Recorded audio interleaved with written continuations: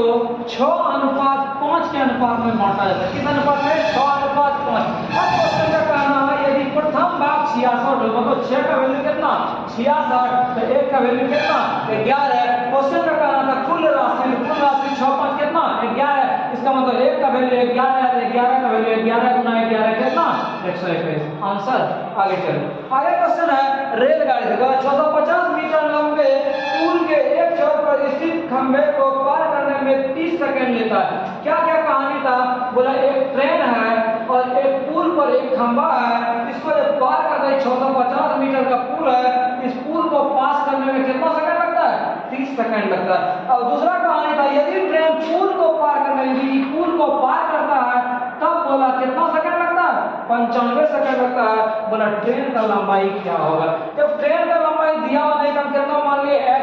जब ये ट्रेन एक खंभा को पास करे, जिसके पीछे वीडियो में भी आपको बताए थे, जब एक ट्रेन खंभा को पास करे इस स्थिति में केवल ट्रेन का लंबाई माना है तो लंबाई मतलब दूरी बटा 30 सेकंड दूरी बटा समय। और जब इस पुल को पास करेगा तो दूरी कितना x + 650 बटा 5 कितना टाइम में 95।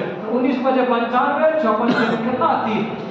19 गुना x 19x बराबर 6 गुना x 6x प्लस 650 गुना कितना 6। विद्यार्थी क्या करता है इसको गुना करता है नहीं आसान में से हम करेंगे इसको इधर भेज दें कितना 13x बराबर 650 गुना कितना 6 13 × 5 = 65। इसका मतलब x का मान 5 जगह कितना 300 मीटर। इसका मतलब रेलगाड़ी का जो लंबाई था वो कितना मीटर 300 मीटर। आंसर। संख्या का 80% का 75% का 66.66% का 25% कितना 49% संख्या का कितना प्रतिशत 40%। संख्या यदि x मान ले 80% 80/175 66.66% तो इतना बटा कितना 100 गुना 25/100 बराबर कितना इतना। हम सॉल्व करते हैं 20 से 80 20 25 100 25 दिया 75 25 चौके 100 25 का 25 25 चौके 100। अब यहाँ हम दिमाग क्या लगाते हैं 66.67 को हम लिख सकते हैं क्या 200/3। यदि 200/3 का वैल्यू करेंगे कितना निकलेगा 66.67। इसको हम चेंज करके लिख देते हैं कितना 200 बटे कितना 3। ये 2 0 2 0 कैंसिल और बटेगा ये 4 4 कट गया 3 3 कट गया और यदि कटेगा यहाँ 2 है 2 दूनी कितना 4। तो हमको ऊपर में सारा कैंसिल हो गया नीचे 5 दूनी 10 हो जाए मतलब x बटे 10 बराबर कितना 49 15। x का वैल्यू कितना 49 15 गुना कितना 10। अब बोला था इस संख्या का 40% का संख्या मेरा 49 15 गुना 10 का मतलब गुना 40 बटे कितना 100 कैंसिल कैंसिल कितना हो गया 15 चौके 60 और 9 चौके 36 बाकी 3 4 चौके 16 3 कितना 19। जिस ऑप्शन में आपका 19,960 होगा वही आपका क्या हो गया आंसर हो गया। और माइनस साइन 18 डिग्री का मान निकालना है। किसी एक को आप बदल दें इसको बदल दें या इसको बदल दें। cos 72 के बदले कितना दे सकते हैं 90 में 18 घटा दिए इसको क्या कर दिए रहने दिए। अब बताएं cos 90 माइनस थीटा और क्या होता है sin थीटा sin 18 माइनस कितना sin 18 ये दोनों कैंसिल इसका मतलब कितना 0। जिस ऑप्शन में 0 है वही आपका क्या हो गया आंसर हो गया। आगे चलो। आगे क्वेश्चन है नदी से 100 मीटर दूर स्थित मीनार का उन्नयन कोण 45 डिग्री है तो मीनार की ऊंचाई क्या होगी। हम मान लेते हैं कि ये मीनार है। बोला मीनार की ऊंचाई मालूम नहीं है। आगे कहानी था इस पर नदी से जो है 100 मीटर दूर पर एक बिंदु है इसका उन्नयन कोण कितना डिग्री 45 डिग्री। तो बोला इसकी ऊंचाई क्या होगी। जबकि 45 डिग्री और 10 का मान निकाला जितना ये तो वही क्या हो जाएगा कितना 100 मीटर। आंसर नहीं तो आप लिख सकते थे ए बी सी 10 थीटा लगाएंगे तो 10 45 बराबर क्या लंब बटे आधार। इसका मतलब ए बी बटे कितना 20 10 45 का मान 1 बराबर ए बी का नहीं मालूम 20 का मान कितना 100। इसका मतलब ए बी का मान कितना 100। तो कह सकते हैं आप इस मीनार की ऊंचाई जो होगी कितना मीटर 100 मीटर। 5 सेंटीमीटर त्रिज्या और 180 सेंटीमीटर ऊंचाई वाला बेलन है। इसको गला के गोला के रूप में दिया गया है। गोले की त्रिज्या क्या होगी।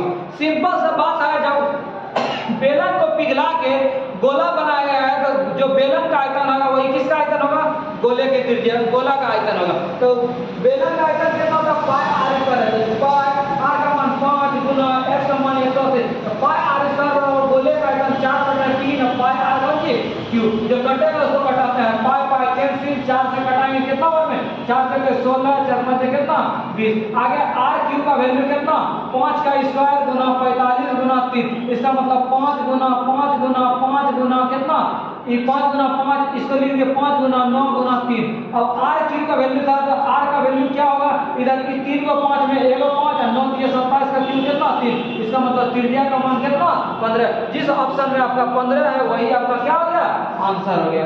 आगे चलो, आगे है एक धातु के टुकड़े की कीमत 145 से बढ़कर 174 रुपया हो गया कि वृद्धि का प्रतिशत ज्ञात कीजिए। सबसे पहले हम देखते हैं वृद्धि कितना हुआ, तो बोला 145 था और बढ़ के कितना हो गया 174 हो गया। तो बढ़ा कितना, तो इसमें इसको घटाते हैं, ये 9 हो गया और 2 हो गया 29, मतलब 29 रुपया क्या हो गया, इंक्रीज हो गया। लेकिन हमको बोला था वृद्धि प्रतिशत, वृद्धि गुना 100 बटे स्टार्टिंग कितना 145, 29 बचे 145, 20 पंचे 100, इसका मतलब कितना प्रतिशत 20%। आंसर नेक्स्ट, रसोई गैस की कीमत 480 रुपये से बढ़कर 600 रुपया हो गई, खपत का प्रतिशत कितना कम कर दिया जाए कि एलपीजी की खर्च जितना पहले है खर्च वही रहना चाहिए।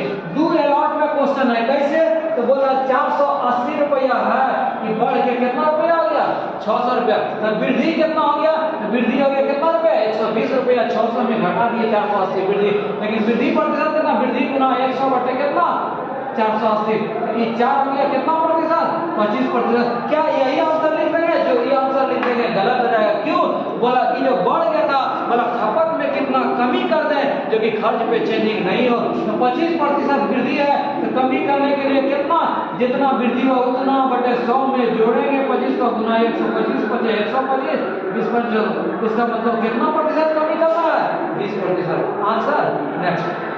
नेक्स्ट सवाल सिंप्लीफिकेशन है। सिंप्लीफिकेशन आप आराम से कर सकते हैं। क्या क्या, सबसे पहले था 28 में 7 को घटाना, कितना बच गया था 21, और 38 में बोला 38 में कितना घटाना था 21, तो 38 में 21 घटाया कितना 17, फिर बोला इसको 15 में जोड़ दीजिए और 48 में क्या कीजिए घटा दीजिए। तो इन दोनों को जो है हम पहले काम करते हैं, यहाँ ब्रैकेट था इन दोनों का काम, 48 माइनस 7 5 12 32 तक कितना हो गया 16। आपका जिस ऑप्शन में 16 है वही आपका क्या हो गया आंसर हो गया। नेक्स्ट, 11 खिलाड़ी की राज्य स्तरीय टीम में औसत वजन 76 किलो है। यदि प्रशिक्षक ट्रेनी का उम्र जोड़ा जाता है तो बोला प्रशिक्षक का वजन क्या होगा।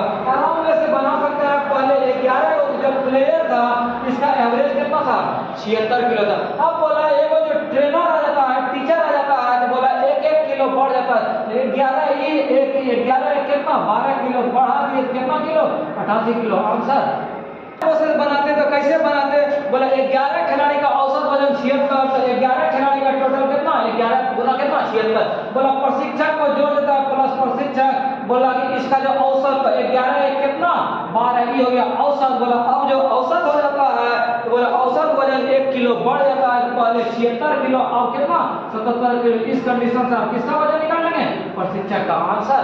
आगे सवाल इसको सॉल्व करना है, आप आराम से क्या कर सकते हैं सॉल्व कर सकते हैं। नेक्स्ट, कोई वस्तु 171 रुपया में बेची जाती है तो 10% का नुकसान होता है। इसका मतलब क्या कह रहा था, बोला यदि 171 रुपया में बेच रहा था तो 10% नुकसान, इसका मतलब कितना 90% का वैल्यू कितना 171। बोला वस्तु का वैल्यू मतलब कितना परसेंट 100% का मान निकालना। 171 बटे 90 गुना 181 कितना 19 इसका मतलब कितना 190। आंसर। यदि आप बाय प्रोसेस से बनाते आपको सूत्र याद रखना था, क्या क्रेमूल का सूत्र होता है विक्रय मूल गुना 100 बटे 100 माइनस क्या हानि प्रतिशत। तो विक्रय मूल आपके पास है 171 गुना 100 बटे 100 में हानि 10% का घाटा कैंसिल 19 कितना रुपया 190 रुपये। आपको दोनों तरीका बताए, जो तरीका पसंद हो उस तरीका से आप क्या करें प्रश्न को सॉल्व करें। नेक्स्ट, प्रतिशत की 10 से 5 साल का साधारण ब्याज 40-80 है तो मूलधन क्या होगा। तो मूलधन का फॉर्मूला आप जानते हैं, क्या मूलधन बराबर सूत्र होता है ब्याज गुना 100 बटे समय गुना 10। आपके पास ब्याज था 40-80 गुना 100 बटे समय था आपके पास 5 गुना कितना 12। आप इसको 100 आराम से कर सकते हैं, कितना 20 पर 100 4 या 12 4 पर 20 3 से कटा है कितना 39 40 कितना 0 4 30 बाकी कितना 3 13 बजे पैसा फिर 68 कितना 68 रुपये 6800 रुपये। जिस ऑप्शन में होगा वही आपका क्या हो गया आंसर हो गया। आगे चलो, आगे एक दुकानदार एक वस्तु 108 रुपया में खरीदा और 135 रुपये में बेचा। जब 108 रुपया में खरीदा और 135 रुपया में बेचा तो आप बता सकते हैं फायदा कितना 27 रुपया। तो बोला लाभ का प्रतिशत तो लाख गुना 100 बटे करेंगे कितना 108 रुपया। ये 4 बार में 25 चौके 100 कितना प्रतिशत 25%। आंसर आगे चलिए। आगे क्वेश्चन है निम्नलिखित में से कौन सा पूर्ण वर्ग है। बोला 61 41। आप चारों को वर्ग निकाल के क्या कर सकते हैं सॉल्व कर सकते हैं। 61 41 64 41 62 41 और कितना 63 41 63 41। चारों का वर्ग निकालने जो भी होगा वही आपका क्या हो जाएगा आंसर हो जाएगा। नहीं तो दूसरा तरीका भी है ये कितना के आसपास है। जैसे ये 64 का है तो आप 80 के स्क्वायर के आसपास 80 का स्क्वायर कितना 6400। आप ये कर सकते हैं यूनिट डिजिट जब एक था तो यूनिट डिजिट दो ही संख्या में हो सकता है। अंतिम में इकाई कितना इकाई एक हो नहीं तो कितना हो 9। इकाई कोई भी संख्या हो लेकिन इकाई यदि 9 होगा 9 का स्क्वायर 1 होगा नहीं तो कितना होगा 1 होगा। आप 81 का स्क्वायर यदि 80 का स्क्वायर करते हैं तो कितना 80 का स्क्वायर 64 इसी के आसपास है। इससे यदि थोड़ा सा कम करके आप मिलेगा आपको कितना 71 या कितना 79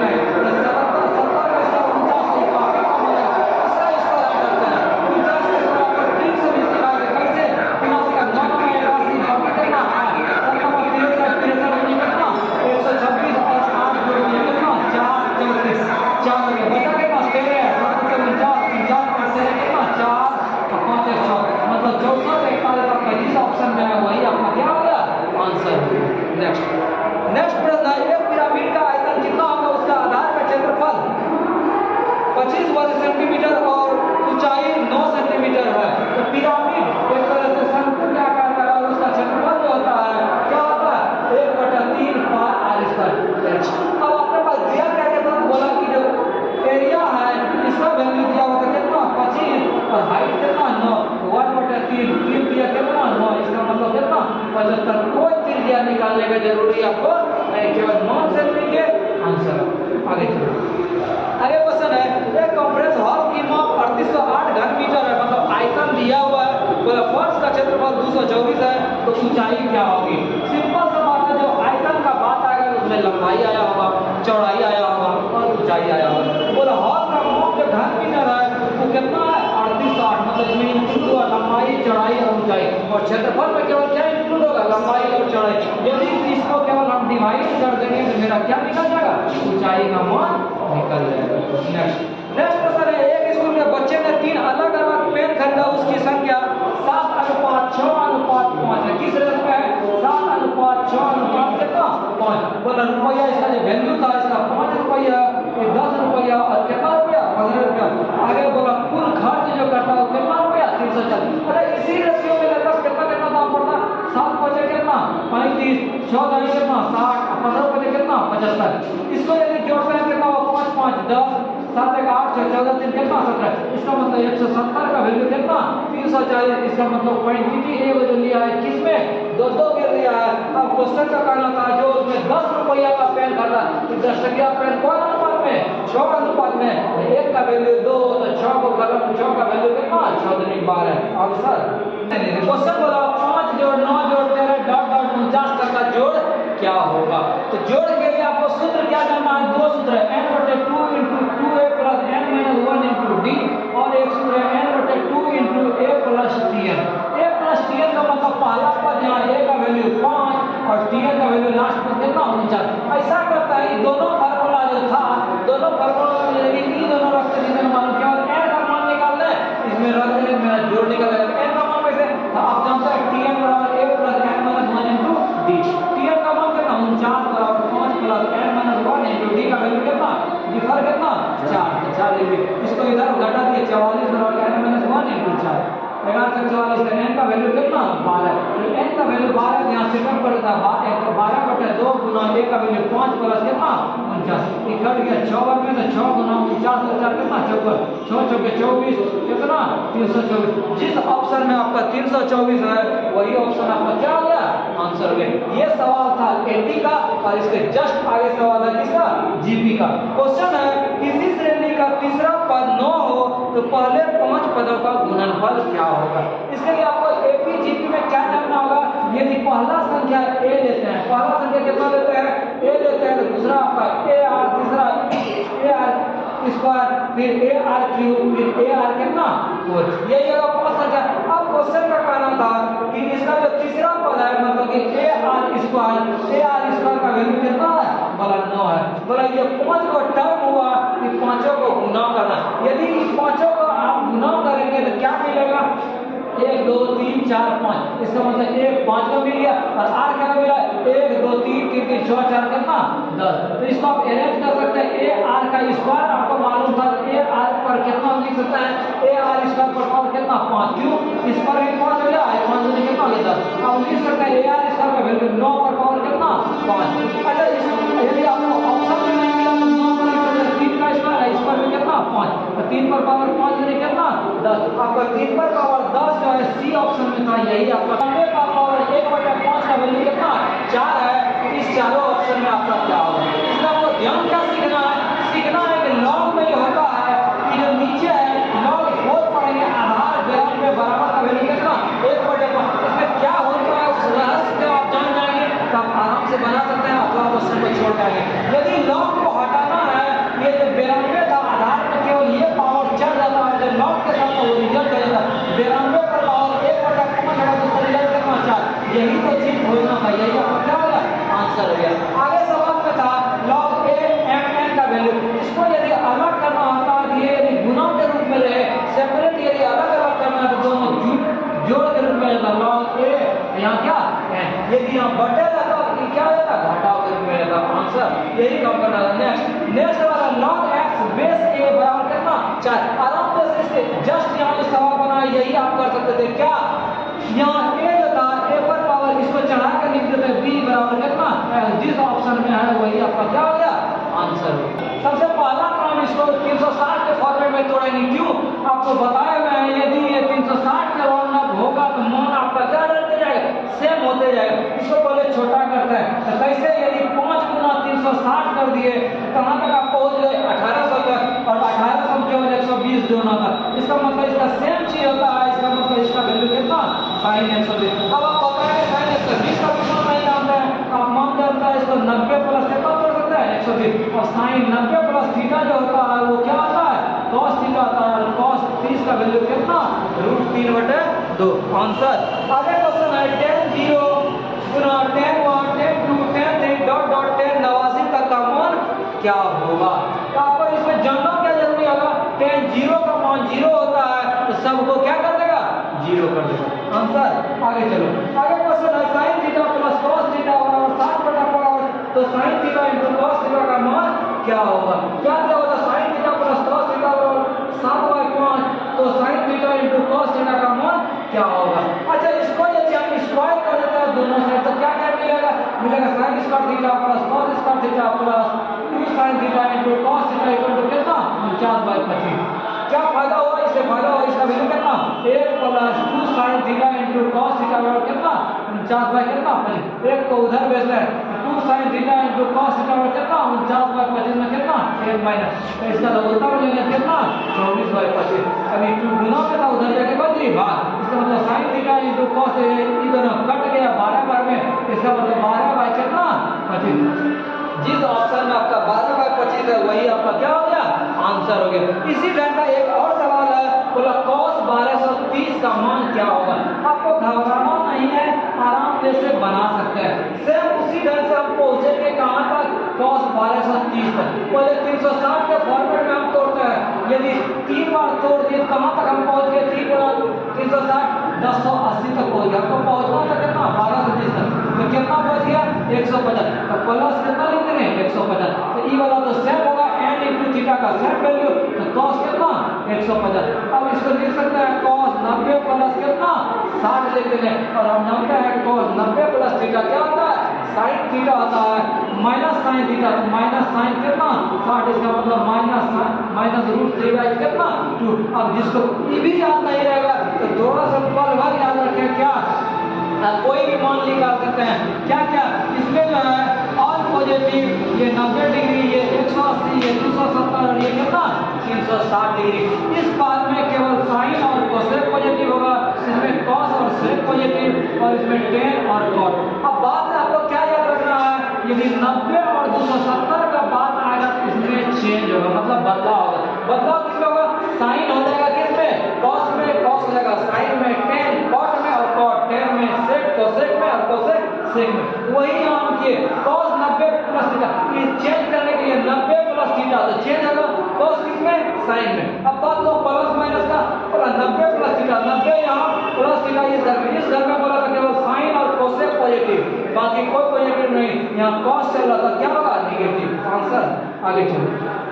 आगे क्वेश्चन है कि साइन 75 डिग्री का मान निकालना है। साइन 75 के लिए आपको जानना क्या जरूरी होगा, त्रिकोणमिति में जानना होगा कि साइन a प्लस b का मान क्या होता है, उसके बाद ही आप क्या कर सकते हैं, बना सकते हैं। तो बोला साइन 75 डिग्री, इसको लिख सकते हैं साइन 45 प्लस कितना डिग्री, 30 डिग्री। और हम जानते हैं कि साइन a प्लस b का जो फॉर्मूला होता है वो sine a into cos b plus cos a into क्या साइन b। इस मान में हम रखते हैं sine a sine 45 cos b plus cos a cos 45 तो साइन कितना 30 डिग्री। साइन 45 का मान कितना 1/√2, कॉस 30 का मान कितना √3/2 प्लस 1/2 और कितना 1। ये हो गया आपका √3/2 प्लस 1/2, दोनों का